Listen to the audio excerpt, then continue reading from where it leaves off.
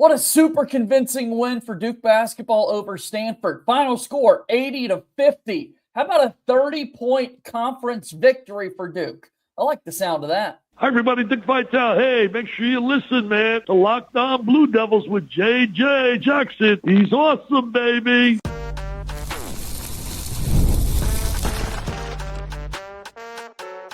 You are Locked On Blue Devils, your daily podcast on the Duke Blue Devils. Part of the Locked On Podcast Network, your team every day. Hello, everybody. Welcome into another episode of the Locked On Blue Devils podcast. My name is J.J. Jackson. So great to have you here with us today on Monday, January 19th, 2026. Locked On Blue Devils is your one-stop shop where we discuss everything going on inside the life of Duke athletics. On today's show, we're going to talk about this Duke basketball team and a 30-point victory over Stanford. Really impressive road trip for the Blue Devils, who win both at Cal and at Stanford. Only the second time ever that has been done since the ACC has added those California schools to the schedule. We'll also react to the Darian Mensah transfer portal news. Kevin Connelly from Ball Durham stops by. I mean, it is a loaded show here on this Monday. If you haven't done so already, please be sure to follow and subscribe to Locked On Blue Devils for free, wherever it is that you get your podcasts. Leave us a 5-star rating and written review. Take a moment, if you will, to watch our show each and every day on YouTube. Like this video, share it with your friends, and subscribe to our YouTube channel as we continue to grow the audience here with Locked On Blue Devils. So without further ado, Kevin Connelly's here with us on the show today. And a lot of times last season, Kevin, we were able to talk about these major, dominant ACC wire-to-wire victories. Feels good to have one to break down here today. Yeah, listen, I mean, Duke came out, they handled business, they never trailed. And anytime you can win a conference game on the road by 30 points, I don't care who you're playing, it's certainly a good feeling, especially when you have a cross-country flight back home. So, yeah, good week out west for Duke. Like you said, they are just the second team ever to sweep a West Coast road trip in the ACC, first this year. And especially when you look at the team not too far away, just down the road, and their disastrous week out west makes you appreciate what Duke did a little bit more. For sure. I mean, unbelievable what Duke was able to do against Stanford on Saturday, like you said, and to earn a 30-point victory, and start off as strongly as they did, and to make the week worth it. I mean, that's a long trip to go out there for a pair of games. Also want to add that the Duke women's team did this just a week ago, going all the way up to Stanford and Cal, and that had only been done once before in the women's game. So if we're looking for more things, Duke is the first university to have their men's and women's teams complete this California ACC sweep.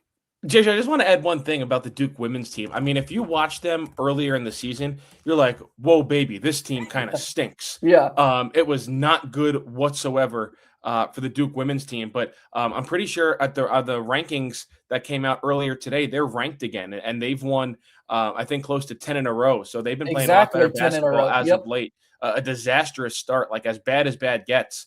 But they've really picked it up here in ACC play, and maybe Kara Lawson has a good team on her hands, which a couple months ago, certainly didn't look like that. Yeah, it was a tough start for sure. And of course, off their Elite Eight appearance and run last season was incredible. So shout out to Kara Lawson and the Duke women's basketball team. Let's get back to this game against Stanford. Like I said, Duke scored the game's first 6 points, all 6 points scored by Cameron Boozer, and that ended up kind of being the story of the game in this one. 30 points, 14 rebounds for Mr. Cameron Boozer. He got to the bucket early and often. Duke was looking for him.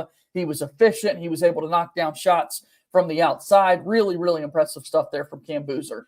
Yeah, listen, I think what we've seen from Cam Boozer, as I said, is the norm. But anytime he has a performance like this, it's like, okay, like let's move on to the next. Like against Cal, we didn't really talk about what he did against Cal in detail because some other guys had great games, and he had 21 and 13.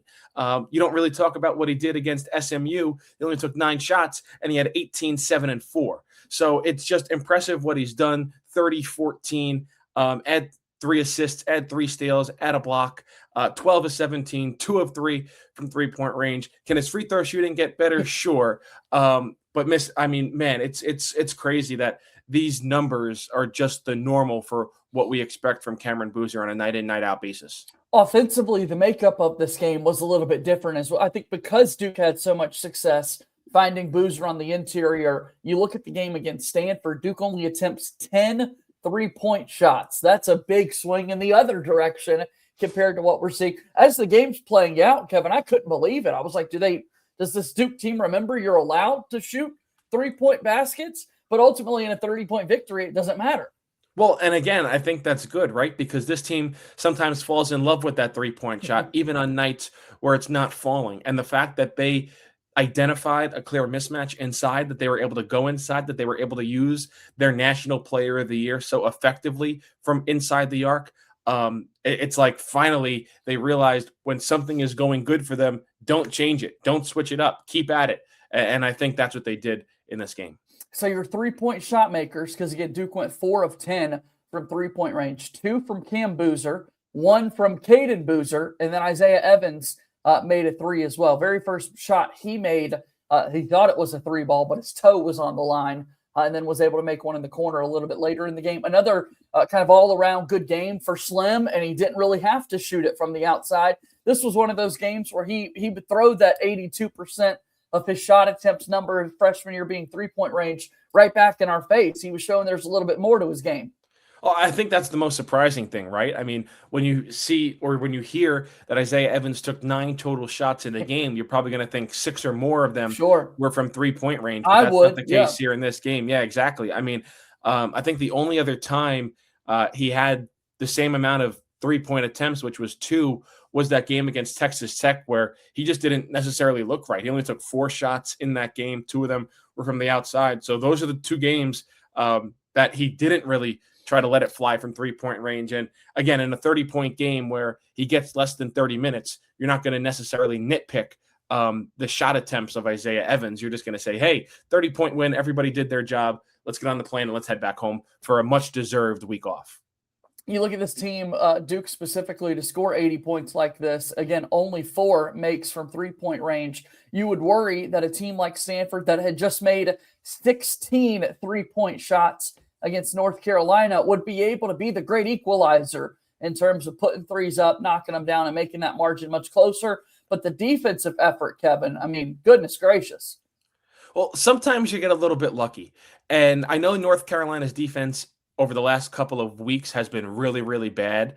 But when your next opponent has an offensive output like Stanford did against the Tar Heels, and then a couple of days later, you're playing them, I mean, the antennas go up. And I think I said this after the game against Cal. You're on full high alert when a team goes 16 of 28 from 3-point range the game before you play them. And they have a player that goes for 36 points. And they have 3 players overall that score 20 or more points. You're very aware of what this team can do and is capable of on the offensive side of the floor. So sometimes you get lucky. You'd rather have that obviously happen the game before you play them rather than the game you are playing them. So I think that offensive output from Stanford against North Carolina set Duke up for their defensive success in their game against Stanford. But we've got to talk about several more things from this game, including a look at why Stanford's Ebuka Okorie wasn't able to be effective, Dame Sarr's impact, and so much more. And we'll continue that part of our conversation here when Locked On Blue Devils continues. Locked On Blue Devils here today is brought to you by our friends over at TurboTax. The season doesn't have to take over your life. This year, TurboTax is making it easier than ever before to just hand off things and move on with your day. With TurboTax full service, you can have your taxes done for you by a trusted local expert, start to finish, without the stress or guesswork. Instead of spending hours trying to figure out forms, you can meet with a local TurboTax expert in person or connect online. They handle everything from W-2s to self-employed forms and work to get you every deduction. You can upload your documents, go about your day, and get updates right in the TurboTax app. It's a huge time saver and gives real peace of mind knowing an expert is handling it. For a limited time, you can have your taxes done by a local TurboTax expert for just $150 all in. If a TurboTax expert didn't file you last year, just file by February 28th. Take taxes off your plate and get back to your life. Visit TurboTax.com/local to book your appointment today. TurboTax, proud sponsor of Locked On Blue Devils.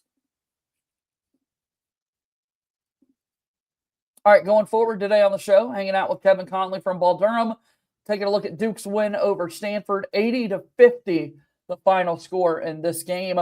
Kevin, you look at the offensive numbers for somebody like Dame Sarr, 3 points to go along with 1 rebound, 1 assist, and yet he had such a big impact on being pretty much wherever Ebuka Okorie was throughout the entire game. Yeah, listen, with Dame Sarr, I'm kind of switching into the camp of you're not going to get a lot out of him offensively this year. And that's okay. Now, anything you do get offensively, if he has a big game and hits 3 or 4 threes, great. You'll take it. You'll sign up for it every single time.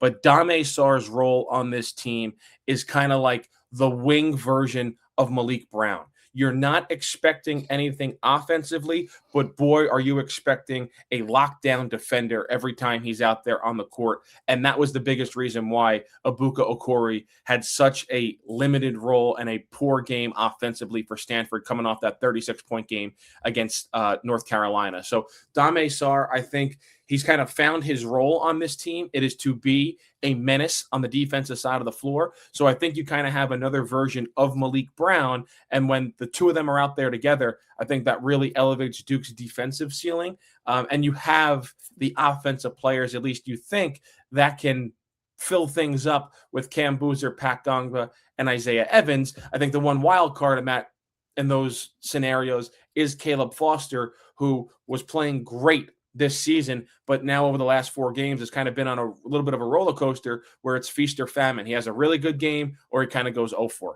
Yeah, and he went 0-for against Stanford. Foster finishes with 0 points, 0-5 from the floor, no assists, just 2 rebounds in 20 minutes of action. Duke's still able to pick up, again, a 30-point win. Okorie scored 9 points total for Stanford. That's his second lowest scoring output of the year. The lowest number was 7, and that came in that 47-40 loss against Notre Dame. And that what was so interesting last week. We're talking about coming off that North Carolina game, and you're having to let people know, listen, Stanford and Notre Dame played a conference game in this very basketball season that finished by the score of 47-40. That's it. And we're thinking there's no way there's going to be something similar to this. And it wasn't far off from Stanford's offensive output, man. Well, yeah, I mean, they only scored 10 more points than they did in that 47-40 loss. I mean, you got halftime scores that people don't blink an eye in, and it's 47-40. Yeah. And that was a final score. But no, continuing about Sarr's defense and about Okorie, again, you look at the numbers that he has compiled so far this season, and they've been phenomenal. He's been in double figures, as kind of you said, every single game except that game against Notre Dame. So just the game against Duke was his second game in single figures. The other thing, which I think is maybe more notable, is obviously Stanford's leading scorer. He's their engine that goes on offense. He only had 9 field goal attempts in this game in 31 minutes. And it's not like he was in foul trouble. He committed 0 fouls. It was just pure defensive, a masterclass by Duke. The only other time he had fewer than double-digit shot attempts in a game was all the way back on December 1st when Stanford played Portland, and that was a 22-point win for the Cardinal, where they didn't need him to shoot a lot of field goal attempts. He only played 25 minutes in that game. So the fact that Duke was able to limit him to just 9 field goal attempts in 31 minutes was really, really key for Duke, not only winning this game, but winning it going away as well. Yeah, 4 turnovers for Ebuka Okorie as well. A couple of box score kind of insights that we tend to look at when Duke's not making a lot of shots from the outside. And again, quite frankly, this week they weren't attempting a ton. 4 of 10 from 3-point range against Stanford here, just 10 total attempts there. That means what are they doing on the interior? Well, I mentioned 30 points total from Cameron Boozer. How about a plus 44-20 margin for Duke in the points in the paint? So 20 close to the rim for Stanford, 44 for Duke basketball, more than doubled them up. And the other thing is what they've done a really good job at in the last couple of games is turning their oppositions over.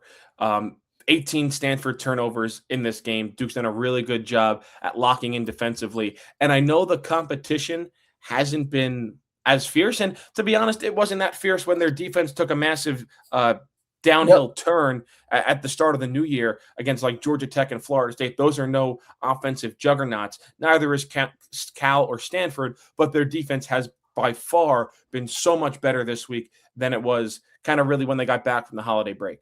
I'm looking at another number that I want to point out to you here, Kevin, that we've talked about recently. How about for Duke? 0 fast break points.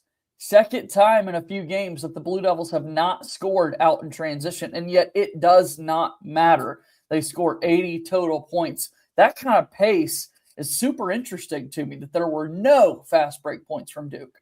Yeah, right. I think the other game was SMU, and that was a game where they turned the Mustangs over 21 times. And I think I mentioned on the show, like, how is it feasibly possible that you force 21 turnovers and don't have a fast break point? How is not one of those turnovers a steal out on the perimeter in the half court and you just poke it free and you go down the other end for an easy layup, which is a fast break point? So I don't know if I'm starting to get concerned over that. I mean, Duke does want to play fast. But yeah, I think that's just another interesting note, that it was another game of double-digit turnovers for the other team, and Duke can't convert any of that into a fast break opportunity.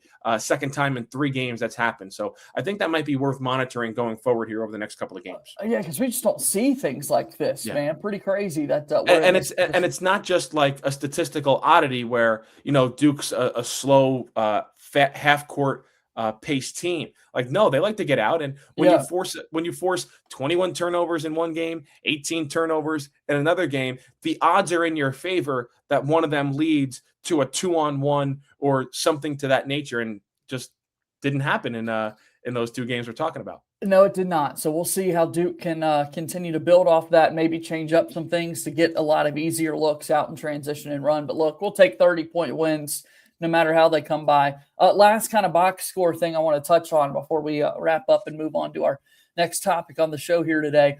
Looking at the box score and looking at kind of the rotation that was in place for Jon Scheyer, Darren Harris did not play in this basketball game until it was totally out of hand and decided. He came in with just 4 minutes left to go. Midway through the second half, I saw online a lot of Duke fans pointing it out as well. Like, wow, it's been a couple of kind of trips where it'd be his turn in the rotation to spell a couple of guys for 2 or 3 minutes. And that just didn't happen. I mean, truly 8 players in this game for Duke against Stanford. And then, you know, you had Darren Harris come in, but just a minute after that, you saw Cam Sheffield and Jack Scott, the 2 practice players, get some run in there as well. Yeah, like, it's mid-January. Your rotation is being formed and it's being finalized and it's being set. And Darren Harris is not in that. And I give him credit for returning to Duke for his sophomore season. At least at this point, I'd be very surprised if he returns to Duke for his junior season, given the transfer or the recruiting class, that Duke is bringing in. Could they add another player? Well, Jon Scheyer was up in Springfield, Massachusetts earlier today watching one commit, and he hopes one future commit in Jordan Smith Jr.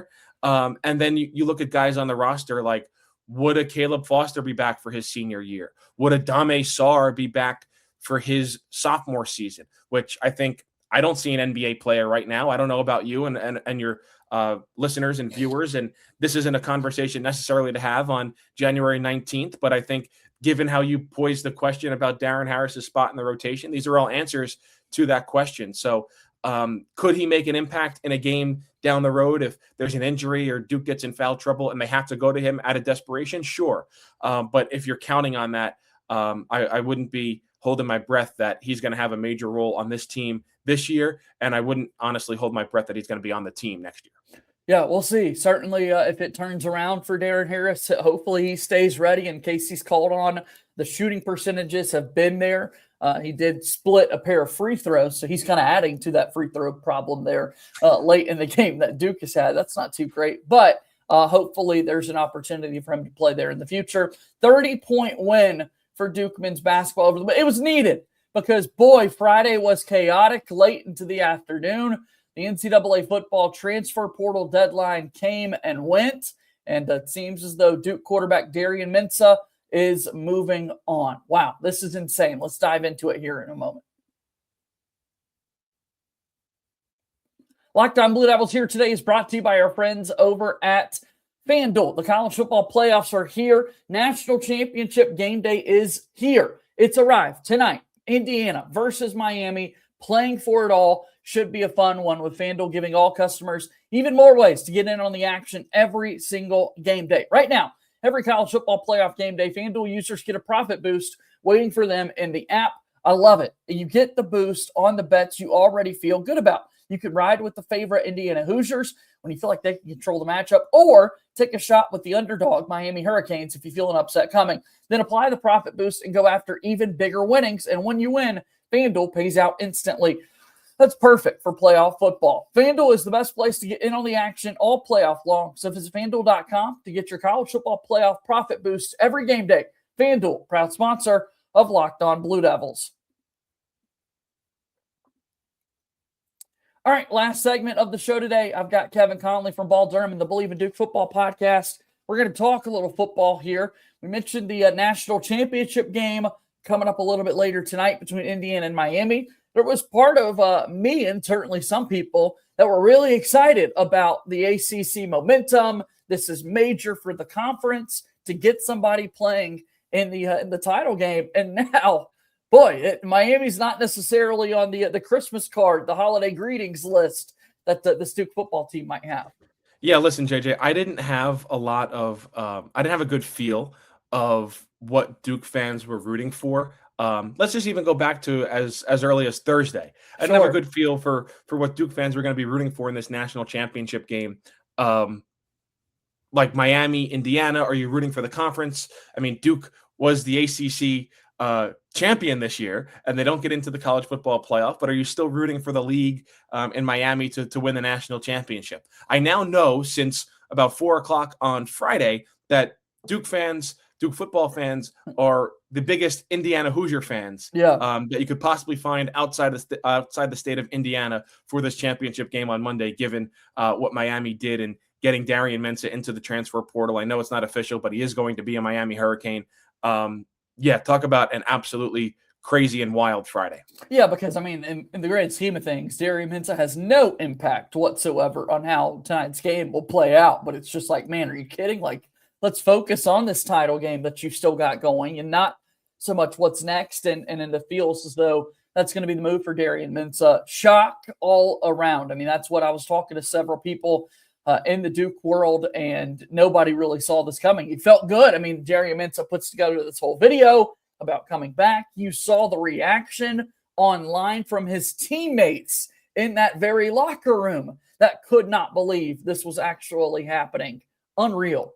Well, listen, I think you go back to a couple of weeks before the bowl game, and the idea was floated out there that he could be entering the NFL draft. And it's like, okay, is he an eventual NFL quarterback? Yes. Could he be an NFL quarterback next year? I didn't think so. But given that it seems like this quarterback class is certainly not what anybody expected 4 or 5 months ago, and it's a weaker class, okay, maybe could someone take a flyer on him? And then it was like, okay, he's still deciding about the NFL draft or return to Duke. That was very clear. It wasn't transfer portal, or it was like draft or Duke. Right. And then right before the bowl game, it's like he's not going to the draft. He's coming back to Duke. He plays great in the bowl game. Duke wins. And it's like, all right, like the Mensah's coming back. Barcate's coming back. Nate Shepard's coming back. And it's like, whoa, is this team going to make a run to legitimately try to defend its ACC championship this year? And boy, has that gone out the window.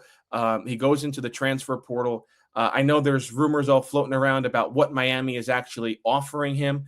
I've heard around $10 million to play football for them for next year. Now, if somebody offers me $10 million over the next year to do anything, I'll probably just about do it. So, like, from that perspective, you can't really fault him. And it's also it's the era we live in college football where there are no rules and people try to put guardrails on the transfer portal. There's no such thing. I mean, he has a contract at Duke, and yet Miami still tampers, or whatever the word you want to call, with him to get him in the portal and eventually get into Miami. I'm sure he'll probably be at the game tonight as a recruiting visit or something like that. But the biggest thing, and not only that, he was committed to Duke, and he had the contract and all that. The biggest thing was that it came hours before the portal was closed. Sure. And it put Duke in an impossible position of, like, this was your starting quarterback. Sure, would they had a freshman or maybe like a backup or third string quarterback out of the portal for insurance, as like you need backup quarterbacks on your roster. But none of them, in at least right now, are capable of starting week 0 or week 1, whatever you want to call it, in August. Like, Darian Mensah was your quarterback. You're building your roster around Darian Mensah playing quarterback for you next year.